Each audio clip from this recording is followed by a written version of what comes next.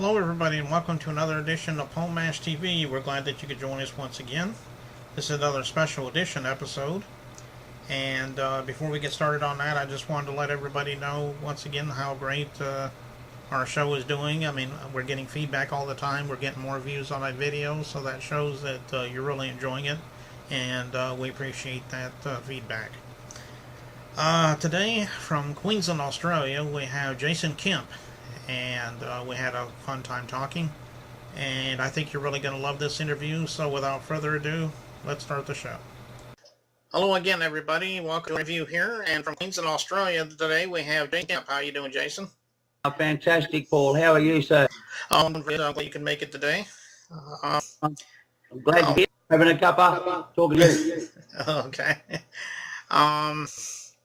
I guess one thing I'd like to ask is, why don't you tell me a little bit about how you fell into the music thing? I mean, you always wanted to be a musician. Did you just kind of do it accidentally one day? I mean, maybe you could share a little bit of your story with us.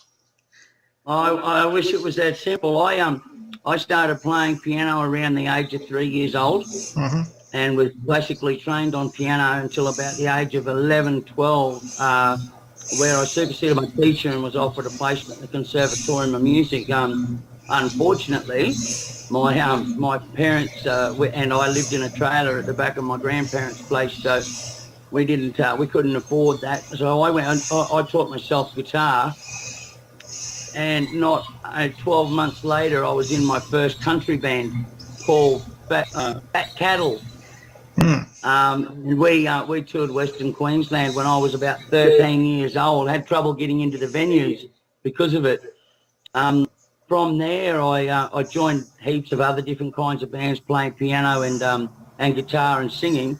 And all the time, from about the age of 13, I was writing country music. And it wasn't until I was about 24 I decided to pursue it full time. And I've been doing that now for 20 years. Okay, well, that sounds good. What were some of the bands that kind of influenced you in your life? Are there any that stuck in mind?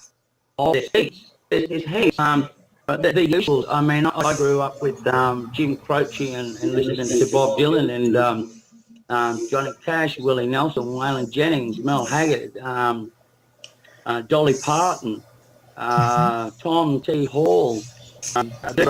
All of these guys. Well, I mean, into the rock scene with Guns N' Roses and Motley Crue, and listening to that LA scene there for a while, and playing the Seattle scene as well. With the grunge, and eventually what just seemed to surface was good music, you know, so I just seemed to pursue the song more than the artist after that. I got to writing, and I don't know so much about the American scene, but the Australian scene seemed to suffer a little bit where it came to quality. So about the age of 24 I decided to pursue a writing career, and I couldn't get anyone to record my material. So I decided to pursue a performance career as well. And from there it took me Australia-wide, and now I have ties into not only Nashville and Music Row in New York, but also ties into Switzerland and Milan in Italy. Yeah, there's too varied to mention of all the acts that influence what I do. I mean, I'm a huge fan of Big and Rich, and I don't know, the list goes on. Tim McGraw, Garth Brooks. I love Garth, absolutely love Garth. Okay. Yeah, you mentioned Jim Croce, and that's kind of interesting because I hadn't thought about him in a long time. I've always liked his music as well, so it's interesting that you brought him up there. Yeah, well, he was known as the 3,000 man. Hey, Mr. 3,000 they called him, because he claimed by about the age of 29, I think, to have written 3,000 songs. And the list doesn't stop there. I mean, there's John Prine and was John Hyatt. I mean, I absolutely love the American storytellers, you know, right up to Jerry Douglas and Alison Krauss. I was actually there at the Ryman Theatre when Jerry Douglas received his Lifetime Achievement Award, and got to see Robert Plant in the Band of Joy. And I never thought I'd ever see Lucinda Williams perform, and there she was in front of me, you know. I'm just a big fan of the music industry itself, I guess. Okay. Um, well, let me ask you another question about your music. Is there somebody heard of trying like to kind of get an example of what your sounds like? Is there anywhere online where you could download your music or anything like that? Maybe you could share that. Oh, sure, yeah, you can find me. If you type Jason Kemp music into Google, you'll find me. I'm kind of everywhere, and no, I'm not the porn star. I'm the country star. Okay. Well, that's good to know anyway. um, There's links across to there's YouTube videos. There's videos that were released early in the piece on the first album, which we sent to air here in Australia and on CMT as well. The second album hasn't had much of a nudge because 4 years ago I broke my back just after I'd released the songs. I released the album and I was in a bit of an accident. So I haven't had much of a nudge till now to pushing this new album, Evolution. And I'm extremely proud of it. It's a piece of artwork, in all honesty. okay. Well, right now I can't really think of anything else, but we want to thank you again for stopping by and talking with us for a few minutes. And I say this to all my guests, obviously, but if you can ever have something new that you want to plug or something, just let me know, and maybe I'll have you back on the show again sometime. Not a problem, Paul. Not a problem. Okay. Absolutely fantastic. Thank you very much for touching base with me. And if ever you want to catch up, please make sure just send me a message and we'll do it again for sure. And look, I can't go without giving these boys a little bit of a plug. I think they're on your radar too, the Silver String Outlaws. This band, I've been working with this band for 15 years, and I think finally we may be able to get them into the show. Oh, well, yeah, that's good. And I've been contacting them myself. Hopefully, we'll get a chance to interview them as well in the near future. So they're fantastic. They're a fantastic bunch of guys, and we'll go anywhere to play too. They're my favourite people, my favourite acts. Okay. All right. Well, I guess we'll end it here. And once again, thank you very much. And we're gonna go play the other. Which one did I send you? I think No One Loves This Truck Like Me. I I don't know. You just kind of sent it to me, so. I'm pretty sure it's called No One Loves This Truck Like Me. It was filmed at Ninda Gully Hotel, which is in Western Queensland, one of the oldest motels in Queensland itself. It's a song about a good friend of mine, Mark Poltridge, and it's a true story. I hope you all enjoy it. Okay.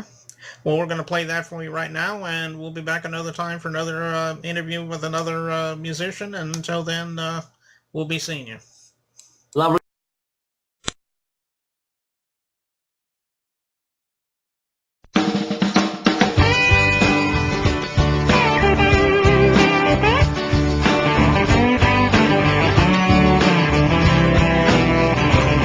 I remember the first time I picked you up on the side of the road in my old left truck, looking real sweet in that old straw hat. A sweet summer dress, an old canvas rucksack, strapped there across your back. Then you climbed aboard this old Ford, this old Ford. And we talked for a while, it seemed like days, about your home and childhood ways, how things seemed simple when we were kids. And you told me about your old boyfriends, drove brand new cars again and again, and nothing like this old beat up truck. And you were out of luck.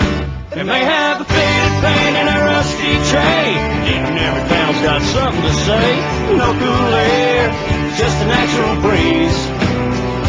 It's got leaks up front and a wind up back, seats that are torn and the dash that's cracked, but no one will ever love this truck like me.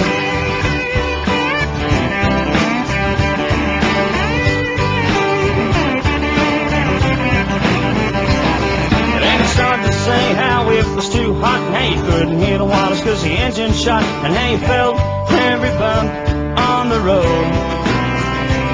And how you started to feel just a little poor from the smell of the oil from a hole in the floor. It just switched off and on you more.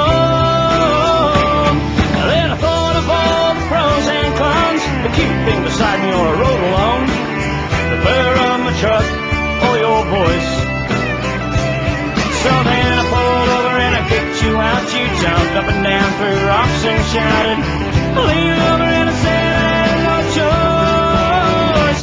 It may have a faded paint and a rusty tray, and every panel's got something to say. No cool air, just a natural breeze. It's got leaks up front and a wide up back, seats that are torn and a dash that's cracked, but no one will ever love this truck like me.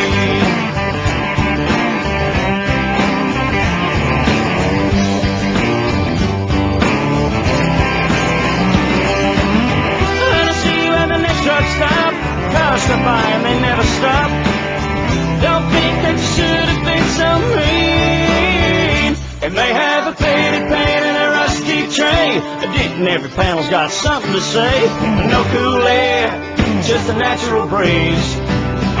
It's got leaks up front and a wide enough back, seats that are torn and a dash that's cracked, but no one will ever love this truck. It may have a faded paint and a rusty tray, but every panel's got something to say.